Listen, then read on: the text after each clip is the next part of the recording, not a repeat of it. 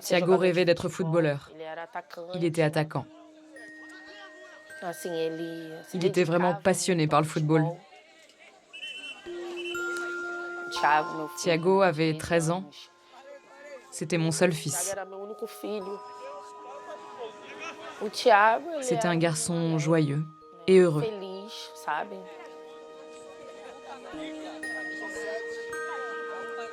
Il était souriant, très poli.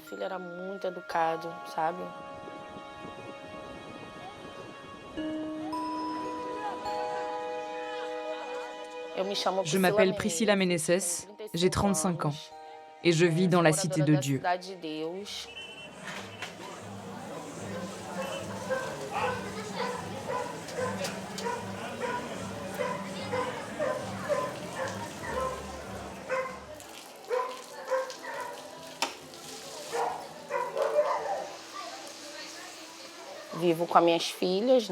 J'habite avec mes filles, Luisa, qui est l'aînée, et Ana Julia, qui est au milieu. Elle a 17 ans.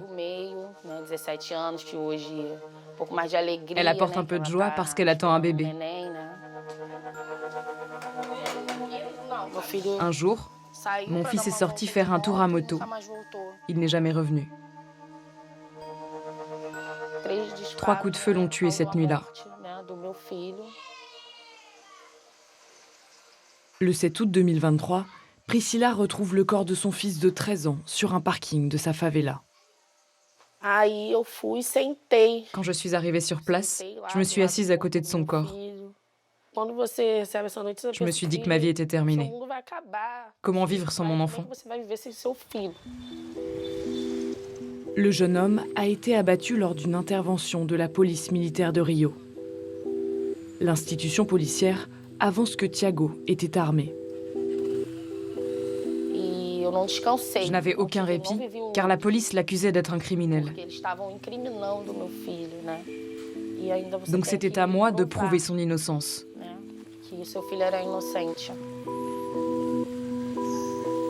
Priscila et son mari Diogo doivent enquêter seuls pour contrer les accusations de la police. Il est arrivé par là. Sa moto a perdu de la vitesse et elle est tombée au sol. Juste là, près du container. Thiago est mort devant un magasin de pneus. 2 ans après, les impacts de balles sont encore visibles. Priscila et son mari ont découvert la présence d'une caméra de vidéosurveillance. La caméra était ici, juste là. Elle a filmé avec cet angle.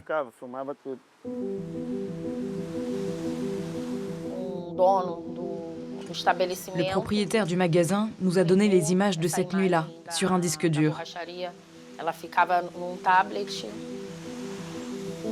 Sur ce disque dur, 42 fichiers vidéo de 8 secondes. Chaque clip est espacé de 3 minutes, un intervalle pendant lequel la caméra ne filme pas. J'ai d'abord pensé que les images ne valaient rien, parce qu'il n'y a pas le moment où Thiago est exécuté.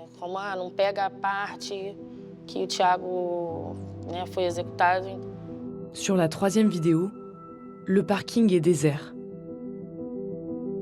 Mais sur le 4e clip, les jambes d'un corps ensanglanté apparaissent.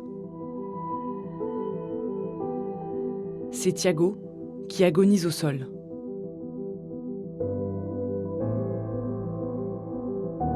Quelques secondes plus tard, la tête d'un policier passe dans l'image. Un moment furtif qui va s'avérer crucial. La version des policiers disait qu'il y avait d'autres criminels tirant dans leur direction et qu'ils devaient se protéger. Cette version est complètement démolie par les images. Maître André Castro est un avocat spécialiste des affaires de violence policière. Il accompagne Priscila depuis le début de son combat judiciaire. Sur les images, les policiers ont l'air calmes. Ils manipulent leur téléphone, ils passent des appels. Visiblement, ils ne sont pas armés. Ces vidéos sont fragmentaires, mais elles révèlent un comportement qui contredit le récit initial donné par les policiers. Aussi ténue qu'elle semble être, cette preuve vidéo est une opportunité à saisir pour que le cas de Thiago ne tombe pas dans l'oubli.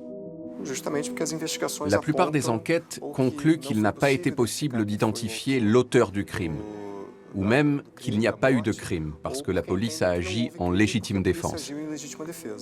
C'est pourquoi la participation de la famille est très importante, justement pour combler les lacunes de l'enquête, ou même apporter des preuves supplémentaires. Les 2 policiers accusés d'avoir tué Thiago sont en détention provisoire. Dans quelques mois, ils seront jugés par un jury populaire.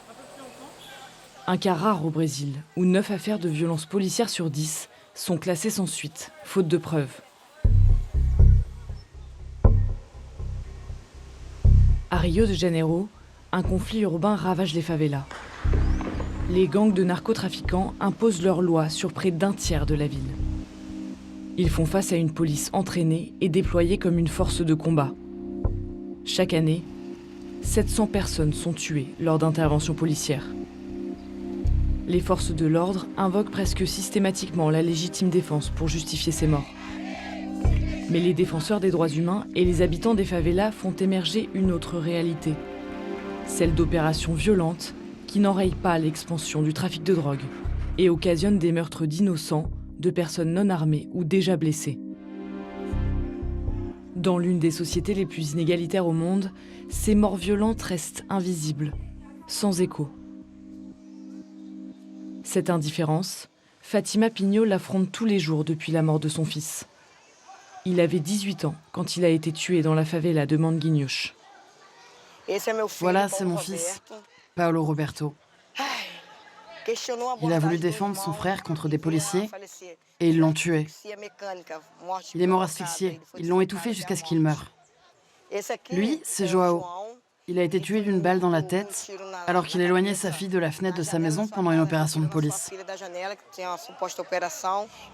Et là, c'est Jonathan, le fils d'Anna Paola. Il a été abattu d'une balle dans le dos. C'est comme si ici, c'était une jungle et qu'on était des animaux sauvages. Et la police, ce sont des chasseurs dans la favela. Dans les favelas de Rio, chaque opération anti-drogue fait craindre des bavures.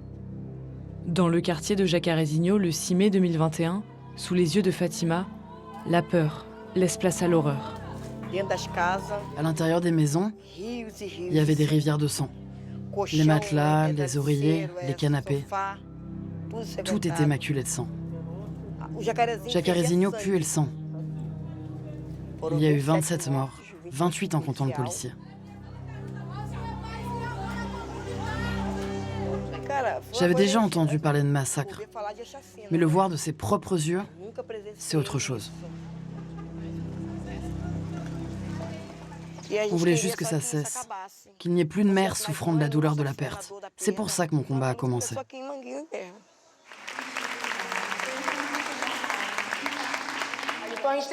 Nous devons appeler la favela à manifester dans la rue.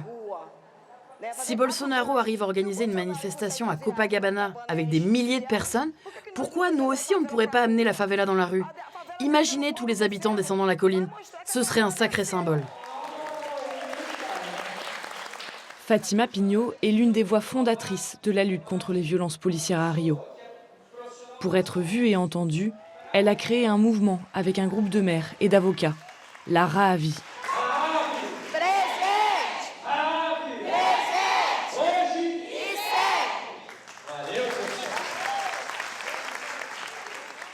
Ce mouvement unique au Brésil a ouvert ses portes à 100 mères.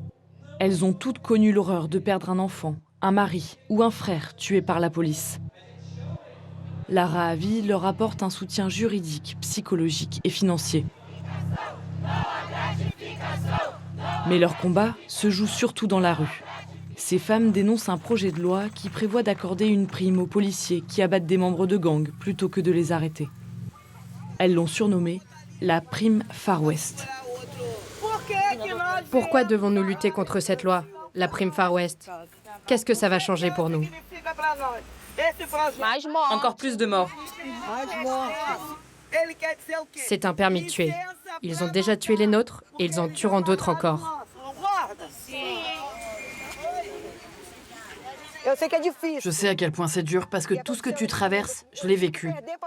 Il a fallu que je perde mon fils pour comprendre l'importance de se battre tout ensemble.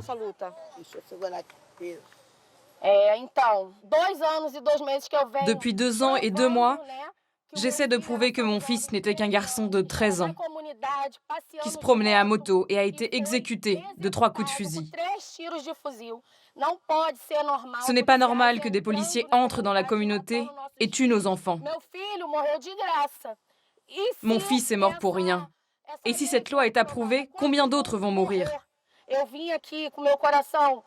Je suis venue le cœur serré, en colère, pour que plus aucun jeune ne soit assassiné et marginalisé par ceux qui devraient nous protéger.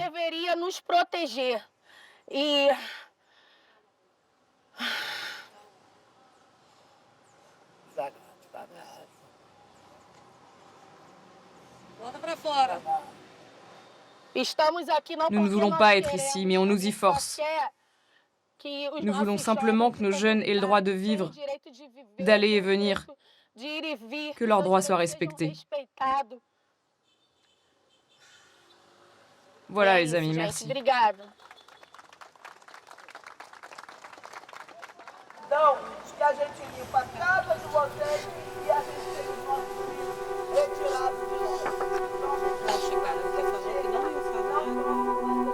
Pour Priscilla, chaque prise de parole est un combat contre elle-même, un combat pour son fils, mais surtout un combat contre des policiers qu'elle accuse de lui avoir arraché Thiago. Ces hommes font partie d'un bataillon spécial de la police militaire, le Choqué.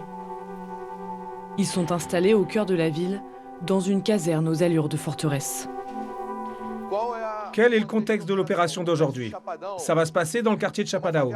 C'est une favela qui se caractérise par beaucoup de braquages de cargaison et un trafic de drogue très structuré. L'idée, c'est qu'on essaie d'encercler au maximum la favela pour les repousser vers l'intérieur. C'est la théorie du marteau et de l'enclume. Allez, on y va. Montez dans les véhicules. Pedro Paulo Dias Ferreira est l'un des capitaines du Choqué. Cette unité d'élite est composée de 600 policiers, spécialement entraînés et équipés. Elle est déployée lors des opérations les plus lourdes contre le narcotrafic.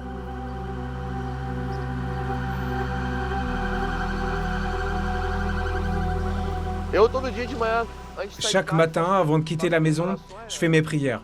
Je suis un peu religieux. Le plus important, c'est que tout le monde rentre vivant.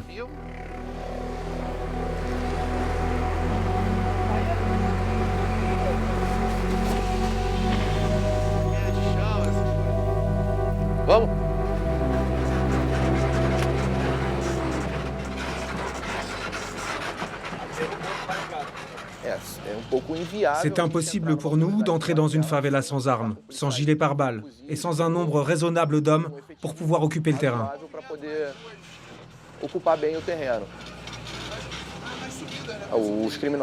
En face, ce sont des criminels avec des armes de guerre. Ils nous tirent dessus, même si des gens passent dans la rue. Dans les yeux de Pedro Paulo et de son bataillon, la favela devient un territoire hostile. Un labyrinthe de ruelles où la menace est omniprésente.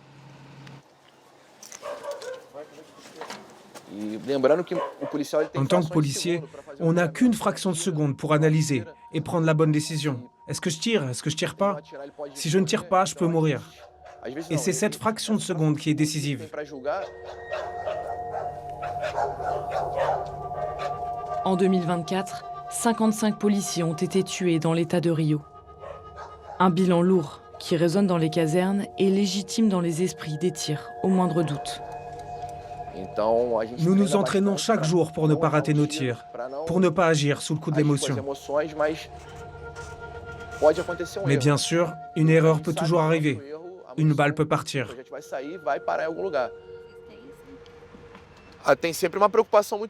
On fait tout ce qu'on peut pour ne pas toucher un innocent. On essaye de réduire cette possibilité, mais elle n'atteindra jamais zéro.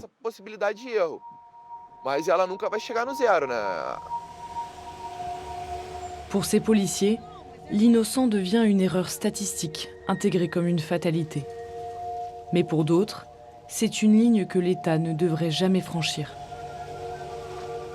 Orlando Zaccone est un ancien membre de la police civile, aujourd'hui à la retraite. Il a longtemps été chargé des enquêtes sur les violences policières. J'ai l'habitude de dire que les policiers tuent, mais ils ne tuent pas seuls. L'État brésilien considère que si la police tue à l'intérieur de la favela, elle a une légitimité. Ce qui compte, c'est de dire que celui qui est mort méritait de mourir. Mais si vous dites « le trafiquant mérite de mourir », alors les violeurs aussi, les voleurs aussi, et lui, et c'est sans fin, jusqu'aux dissidents politiques. Pour Orlando Zaccone, c'est une peine de mort déguisée. Un de mes collègues policiers a l'habitude de dire qu'au Brésil, il n'y a pas de peine de mort, mais qu'on donne la mort sans peine. Cela conduit la police à mener des exécutions extrajudiciaires, car même la peine de mort exige un procès. Un discours inaudible au sein des bataillons policiers, qui entretiennent une culture du sacrifice et une rhétorique guerrière.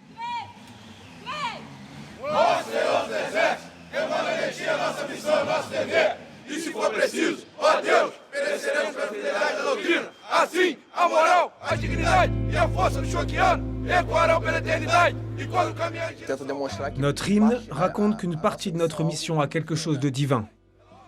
Métaphoriquement, nous menons le combat du bien contre le mal. Nous sommes le dernier rempart entre la civilisation et la barbarie. Une vision providentielle qui permet de tenir dans un quotidien ultra-violent. En janvier dernier, Pedro a perdu un membre de son unité. C'était une mort brutale, un gars de mon âge pratiquement. Tu te mets à sa place, tu te dis que ça pourrait être toi. Ça sonne comme une alerte. On se dit qu'il faut s'entraîner plus et être encore plus prudent. Cette menace constante amène certains policiers à développer un stress post-traumatique. Des blessures invisibles qui ravagent les rangs de la police. En 2023, le nombre de décès par suicide a dépassé celui des morts en opération. Alors, comment ça s'est passé? Comment vous vous sentez? C'était quoi l'ambiance aujourd'hui en opération? Carolina Sales est spécialiste du suivi psychologique de ces policiers d'élite.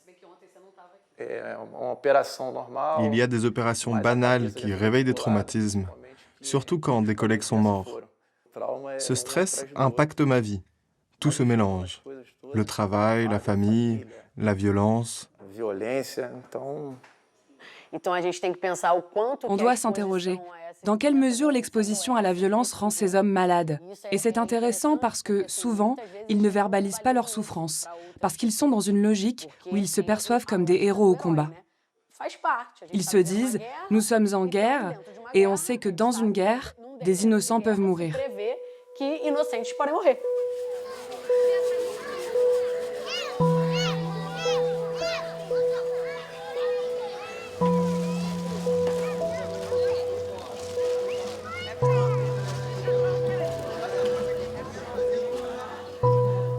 Je sais que mon fils est là, qu'il est au milieu des autres enfants, en train de s'amuser.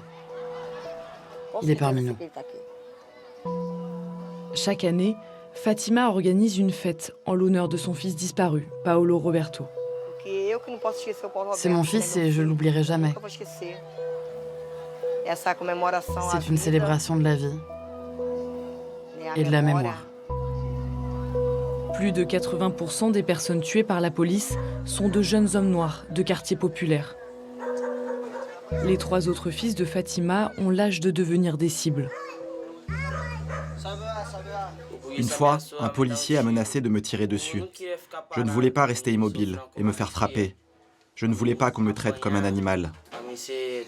Alors, j'ai relevé mon t-shirt pour qu'il voie que je n'étais pas armé. Et je suis parti en courant. J'ai de la haine envers l'uniforme. Ils ne viennent que pour blesser, ôter des vies. Une haine viscérale de la police, un signe de la perte de confiance des habitants envers l'État et de l'emprise grandissante des gangs armés sur les favelas. C'est vrai que le trafic de drogue, ça craint. C'est pas bien de se promener armé dans la favela au milieu des habitants. Mais moi, je n'ai pas peur des trafiquants. Ils vivent avec moi dans la favela. Ce qui me fait peur, c'est d'être dans la rue à l'aube et que les policiers entrent dans la favela en tirant. Ça me fait peur.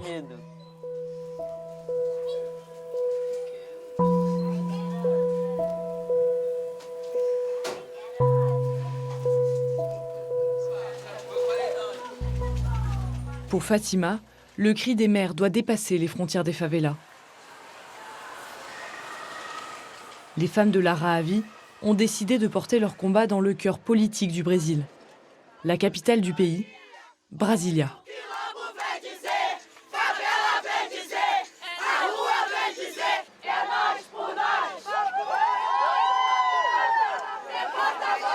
Pour la majorité, c'est la première fois qu'elles sortent de Rio.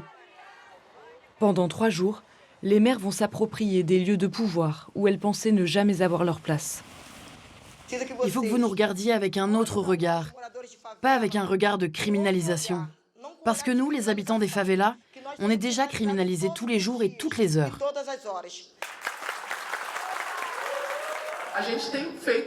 Nous avons joué notre rôle. Nous avons rempli notre rôle de mère, de citoyenne de ce pays. Et ce que nous venons faire ici, c'est vous demander de jouer aussi votre rôle. La mobilisation des femmes des favelas va faire plier les représentants du gouvernement. Le rôle de l'État, c'est de garantir votre sécurité et celle de vos enfants. Ce n'est pas de leur ôter la vie. Ce n'est pas d'appliquer illégalement la peine de mort. Le ministère de la Justice, le ministère des Droits de l'Homme et le ministère de l'Égalité raciale se battront pour que la Rahavi continue d'exister. Cette promesse pourrait changer la vie et le destin de milliers de femmes à travers le pays.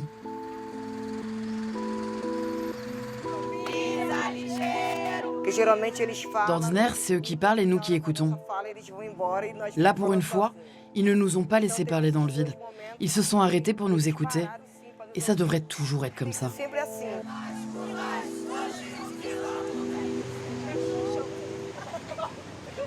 Quatre mois plus tard, Priscilla a rendez-vous au tribunal de Rio de Janeiro. Les policiers accusés d'avoir tué son fils passent devant un jury populaire.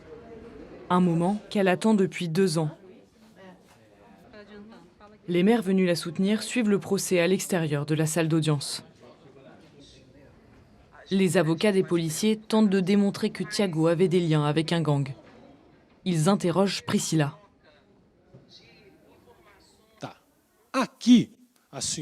Ici, vous reconnaissez bien qu'il s'agit de Thiago, n'est-ce pas? Celui qui porte une cagoule blanche, on dirait Thiago. D'accord. La personne qui est avec Thiago sur la photo fait ce symbole avec les mains. Est-ce que vous savez ce que signifie ce symbole? C'est celui d'un gang, non? Je ne peux pas vous répondre, sinon on va me taper dessus. C'est le genre de jeu que font les adolescents. D'accord. Ce gang est présent dans la favela où vous habitez? Pas seulement là-bas, dans tout Rio. Je vois. Pendant les 48 heures du procès, les avocats des policiers mènent une défense très agressive. Malgré le manque de preuves, leur stratégie sème le doute dans l'esprit du jury. Les 2 policiers sont acquittés.